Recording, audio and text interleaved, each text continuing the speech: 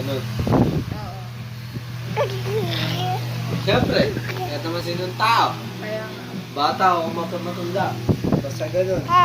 Kasama tayo. Nawala ka sa post. Hindi ako napagtapos ng high school. Hindi ako napagtapos ng college. Binalagyan niya kasi nalaman niya papalitan niya yung sinigyo ko. Ngayon, siguro mga 2 years ako sa akin. Pero kasi nalaman ko pa rin yung kita ko. Kapatid niya. Gusto niya nag-ibang yung nag-aarugaan niya. Sakay na yun. Sakay na yun. Malay na yun. Focus ka na lang sa tita mo. Mas ano siya, mas